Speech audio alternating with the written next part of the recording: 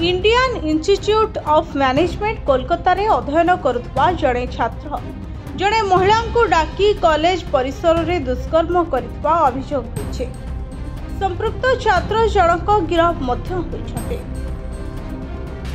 Police रो कहवा अनुसार पीड़िता प्रथमे ठाकुरपुकुर थाना जाइथिले एवं एहा परे से हरिदेवपुर थाना जाई सेठारे अभियुक्त छात्र परमानंद टोपनर विरोध रे एतला रुजु करिछते।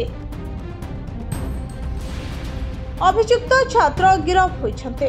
तांकु अलीपुर अतिरिक्त सीजीएम कोर्ट रे हाजर करा जाइथिला एवं कोर्ट जुलाई 19 पर्यंत अभियुक्त छात्र को पुलिस रिमांड पई अनुमोदन प्रदान करछन्ते।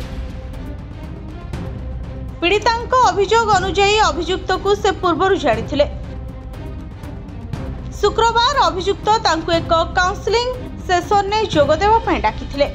अभियुक्त तांकु एक जरूरी व्यक्तिगत कारण दर्शाई बॉयज हॉस्टल नहीं जाइथिले एवं सेठारे किछि पीवा को देइथिले। एहा पीवा परे महिला जनक असुस्थ होई पड़िथिले एवं से चाली मध्य पारु नथिले। अभियुक्त छात्रन को से रेस्टरूम बाहरे रहिबाकू अनुरोध करथिला किंतु से तांको सहयोग करबा परिवर्ते दुष्कर्म करथिले। किछि समय परे महिला जनक अचेत होई पड़थिले।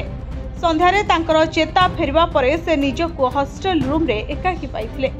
कॉलेज परिसर रु से बाहरी जड़े बंधुक सह जोगाजोग करथिले एवं थाना रे पहुंचीथिले।